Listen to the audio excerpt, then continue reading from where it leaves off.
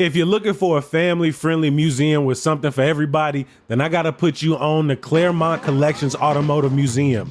Claremont Collection houses over 300 rare and classic automobiles, everything from horseless carriages to modern muscle cars. Chicago's only automotive museum is open Wednesday through Sunday from 10 a.m. to 4 p.m. And bonus, they got free parking. They also welcome school field trips. Now's the time to take advantage with 50% off annual memberships in February. Head to ClaremontCollections.com for tickets and get your discounted membership today. A Little Slice of Life is coming to Paramount Theater with the Chicago area premiere of Waitress, February 12th through March 30th. Now, in case you're not familiar with the Tony-nominated musical, here's what you gotta know. Waitress Jenna is on a mission to bake her way out of troubles, but can she find the secret recipe to her life? It's the kind of show that'll melt your heart during these cold winter days. Get your tickets today at ParamountAurora.com or call 630-896-6666. Use promo code CityCast for $5 off up to 4 tickets.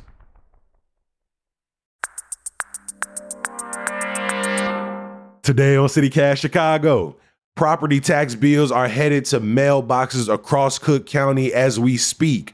The first installment of 2024 taxes are due March 4th, but in the meantime, we thought it'd be a real good idea to revisit our conversation we had this fall about why Chicago property taxes are so contentious, so high, and how they actually work. It's Monday, February 3rd. I'm Jacoby Cochran, and this is what Chicago's talking about.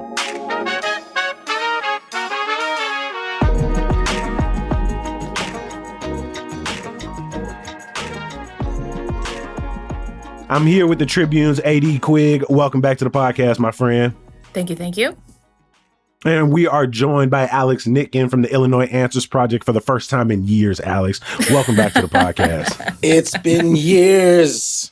How are you? It's always great to be here. I am doing well. Over the last few years, I feel like in a good amount of the conversations I've had with the two of you together or separately, property taxes have come up, whether we're talking about assessments investigations, people going to their mailbox, opening these envelopes and being like, whoa, what's going on? What's going on? But we haven't sat down as a group and really sort of put this entire puzzle together for listeners. And so today we're truly going to start with the basics.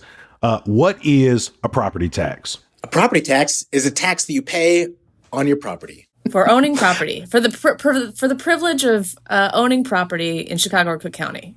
Property taxes are the main mechanism that localities have to collect taxes. The state and federal government mostly get their tax money from us by taxing our incomes. But cities, in order to pay for city employees, police and fire departments, paving the streets, sewers, all of these things that the city is responsible for, the way that they pay for that is by putting an annual tax on property ownership. And that is paid by every single homeowner or property owner, with some exceptions like, churches and universities don't pay property taxes. Mm-hmm. And importantly, every different local body charges their own property taxes. And so there's the city of Chicago that we're talking about today. About a quarter, give or take, of your property tax bill goes to the city of Chicago. Okay. Most of it goes to Chicago public schools. Generally, schools are going to be the biggest collector of property taxes and are more reliant on property taxes than any other kind of public body. But some other pieces of your property tax bill will go to Cook County, the Chicago Park District, the Metropolitan Water Reclamation District. So, AD, how often do you have to pay property taxes?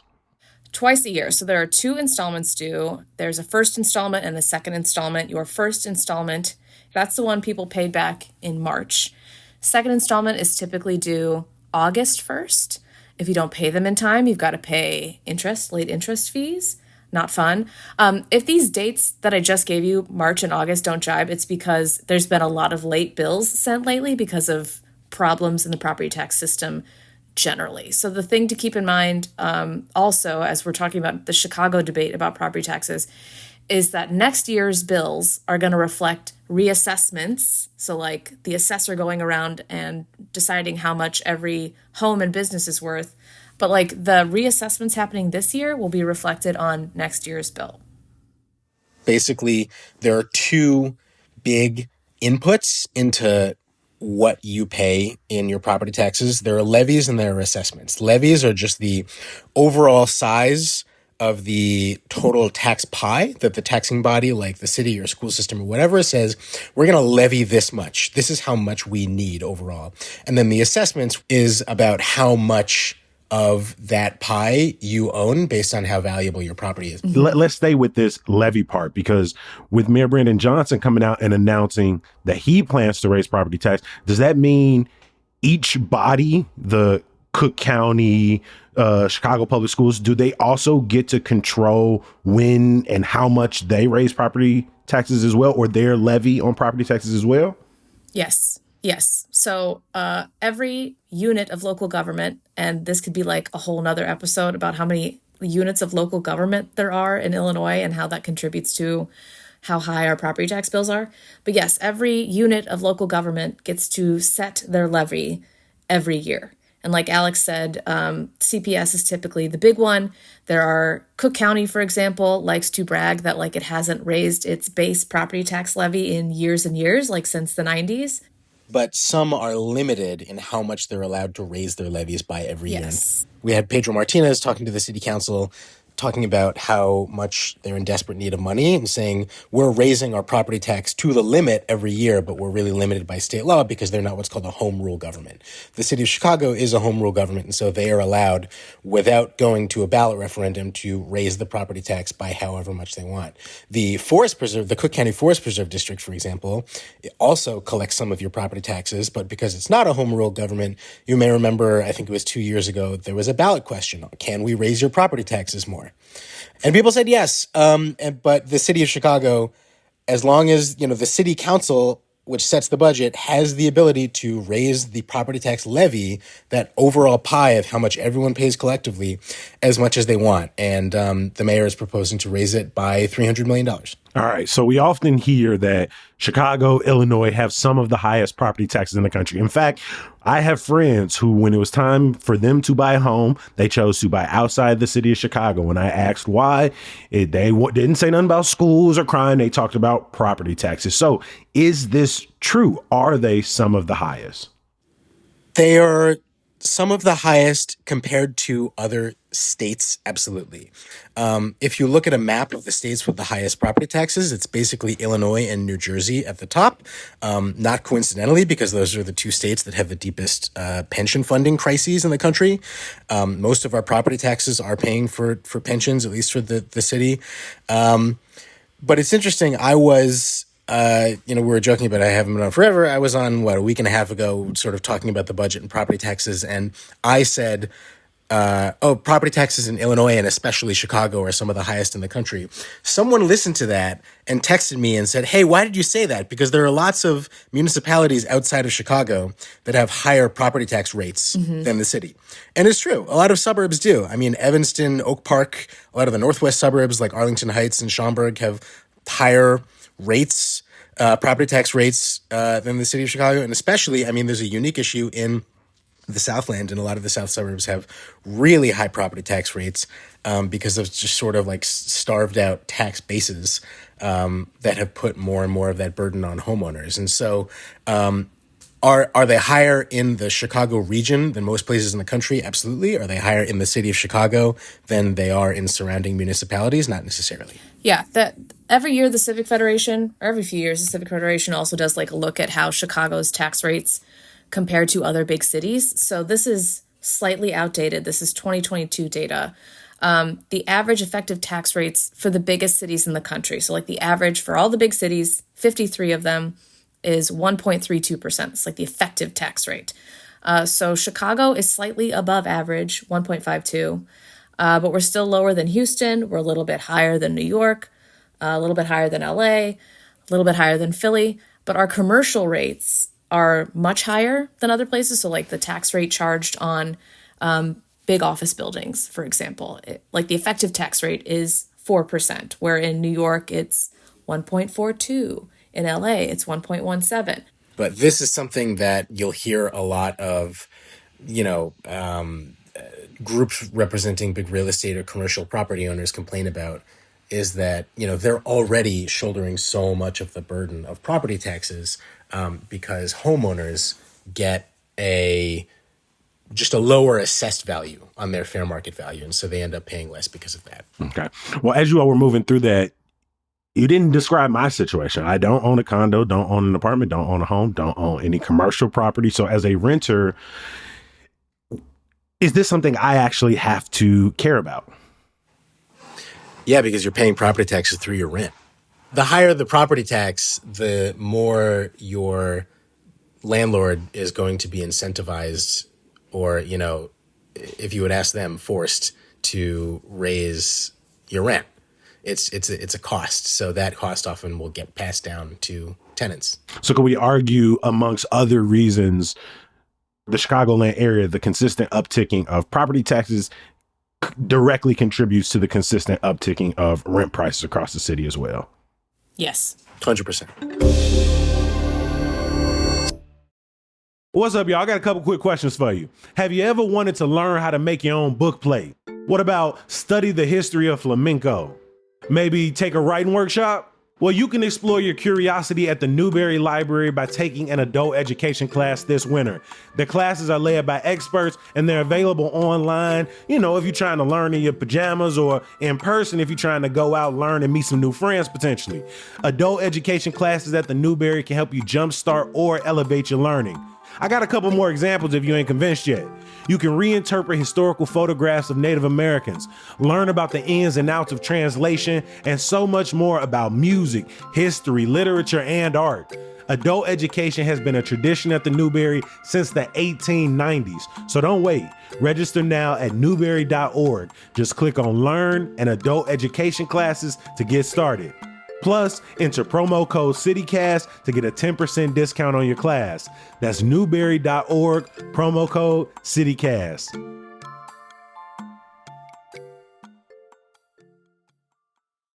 We have talked about sort of the levy aspects of property tax. We've talked about the assessment, but let's dig in there a little bit more. Like, what makes a property valuable? How are the assessors looking at residential properties, commercial properties, and determining their value year to year or assessment to assessment? That's a big one. Part of it is where you're living, what neighborhood you're in, how desirable it's considered. AD did air quotes there. You all won't be able to see it, but desirable was put in air quotes. Yeah. Another part is how old your building is. What it is made out of is really important. What features it has. So if you wanted to dig in on you could look up your apartment's address on the assessor's website or the Cook County Treasurer's website, and you could look at all the details that they keep track of. So number of bedrooms, number of bathrooms, does it have a finished attic? Does it have built-in AC? What is the roof made out of? What is the building itself made out of? Is it brick or siding? How old is it? Stuff like that. So those are the absolute basics, but all of it is also shaped by the neighborhood and sale prices around you. So, and that's a reflection of, quote unquote, the desirability of the neighborhood.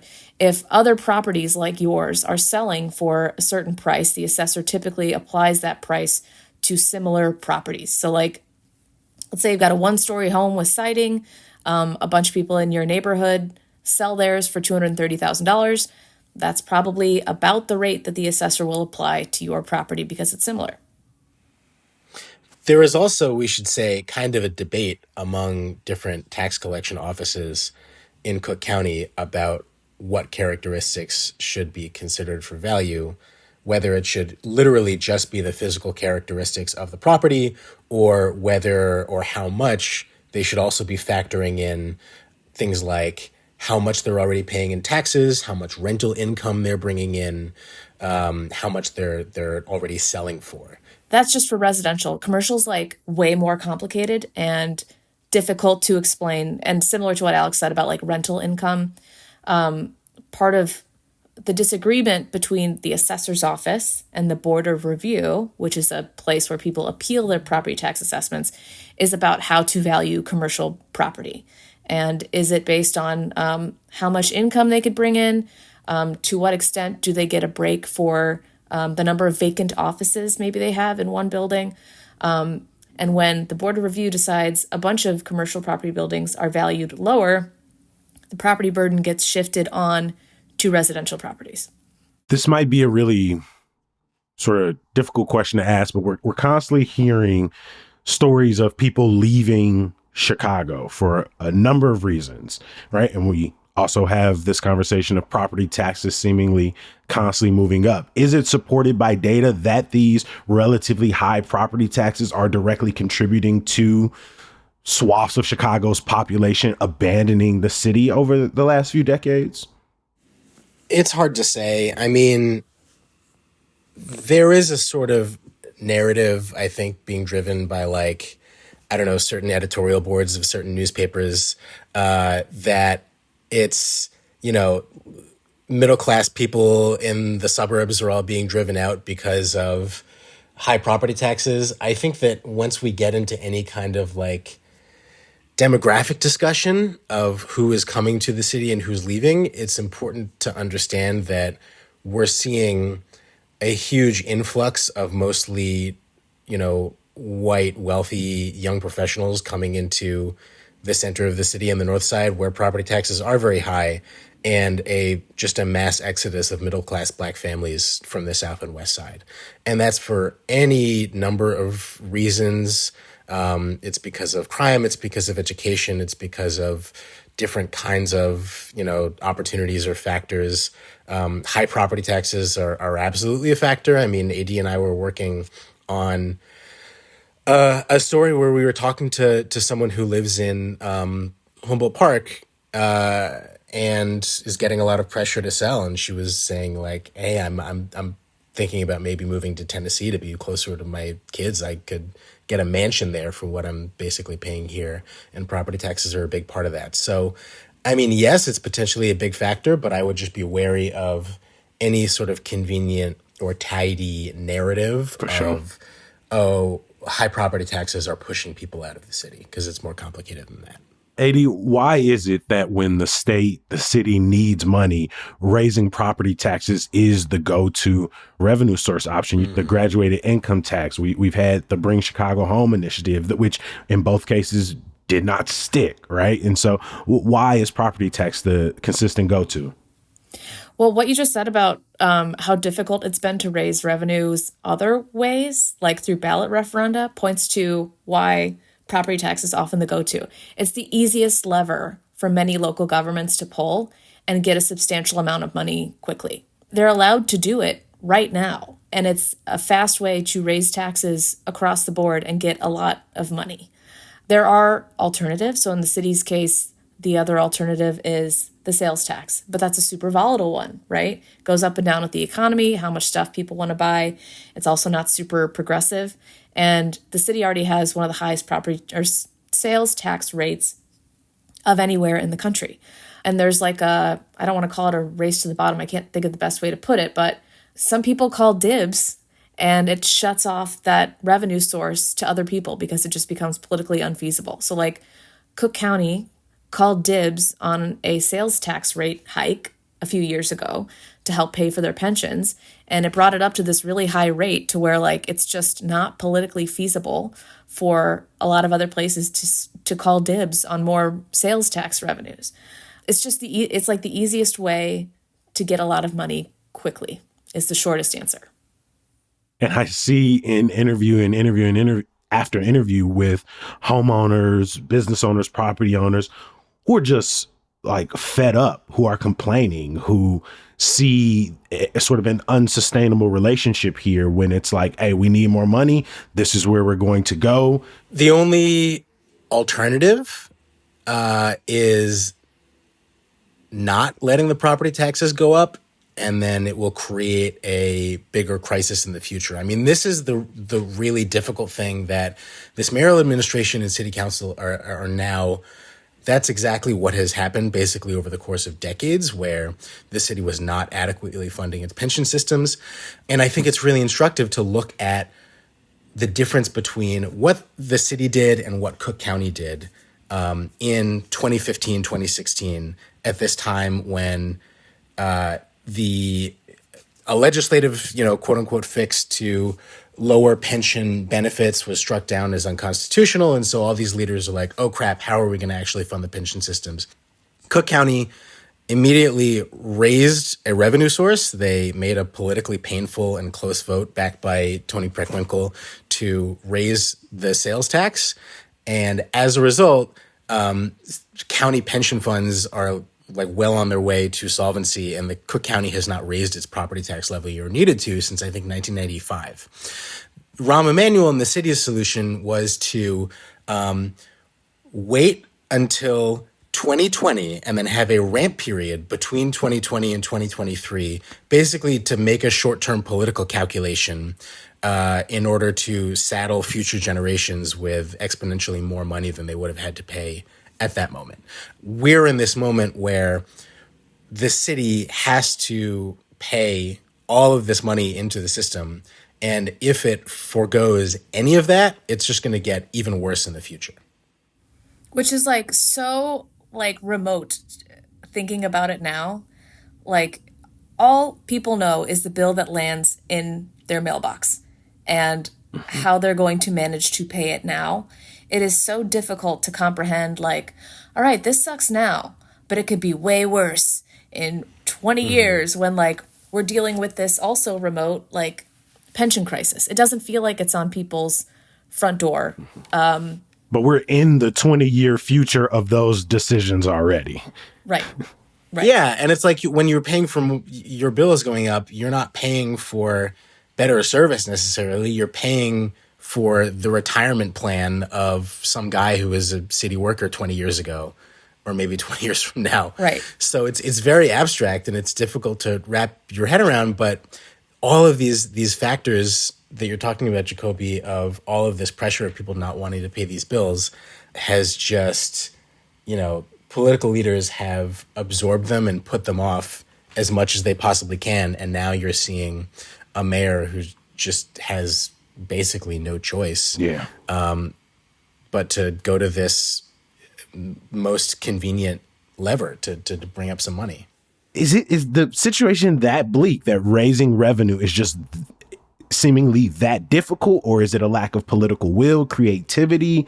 Because it seems like we got a history of bad we got a slew of bad deals in recent history trying to raise revenue, and thus we're at this tried and very aggravating tried and true strategy, which is property taxes.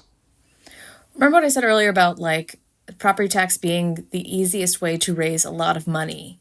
A lot of the alternatives are kind of like penny ante in comparison. So like the mayor is raising revenue in other ways, and even those are like unpopular with certain groups. So like he's raising the wholesale tax on alcohol.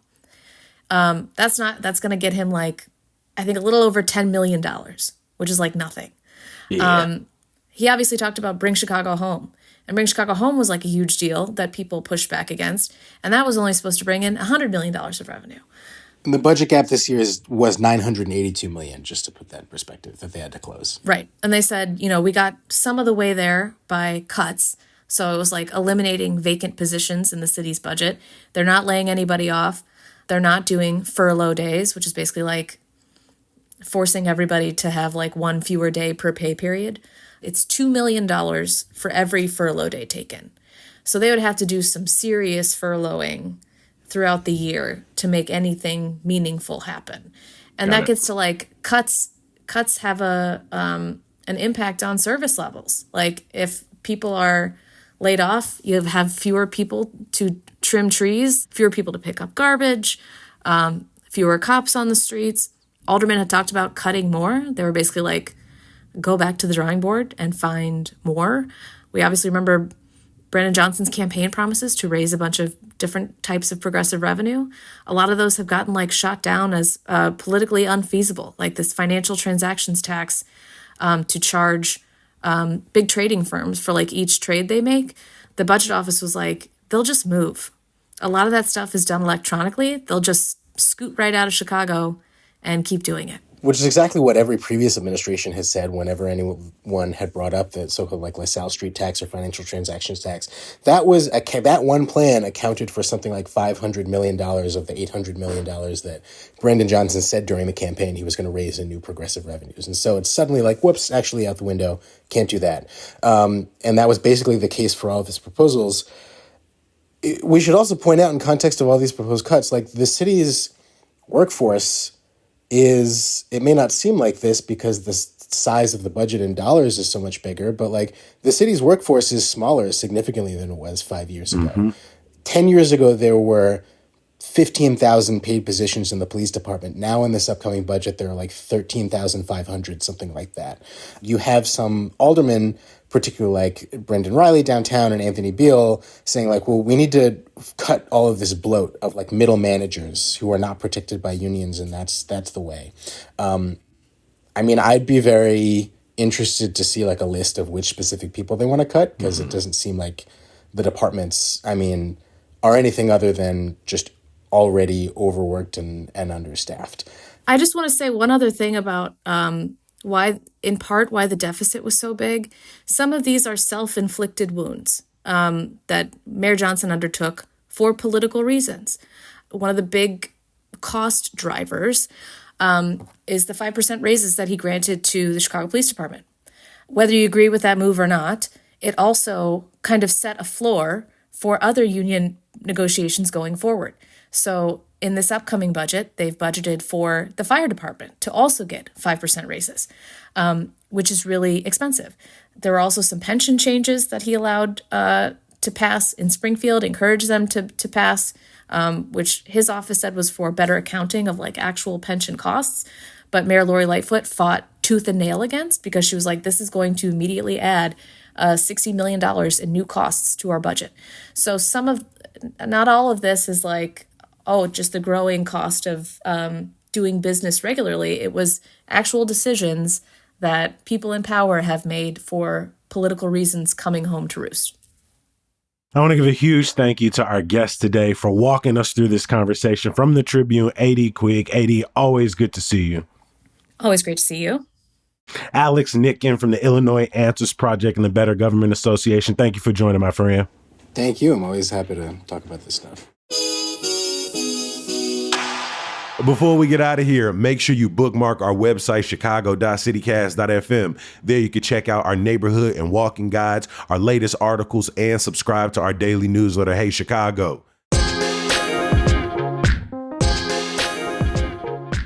Of course, I can't let you go without some good news. CityCast Chicago has been voted the best podcast in the city by the Reader's Best of Chicago for the 4th year in a row, y'all. Yes, in the city that made three-peats popular, we have done the unthinkable and got a 4-peat. I want to thank every single person who voted for us. It feels real good to keep saying we the best damn podcast in Chicago. I also want to give a huge thanks to our friends over at The Reader. As you might have seen, they've been really going through it and even facing closure due to financial issues. And personally, I love all of the people who work at The Reader, the work that they do. And I want to see them keep going for years to come, not just so we can get a 5-peat to get that 5th in a row. No, it's because the city is better off with the Chicago Reader thriving. As always, I appreciate you for listening and reading. We're going to be back bright and early tomorrow. We'll talk to you then. Peace.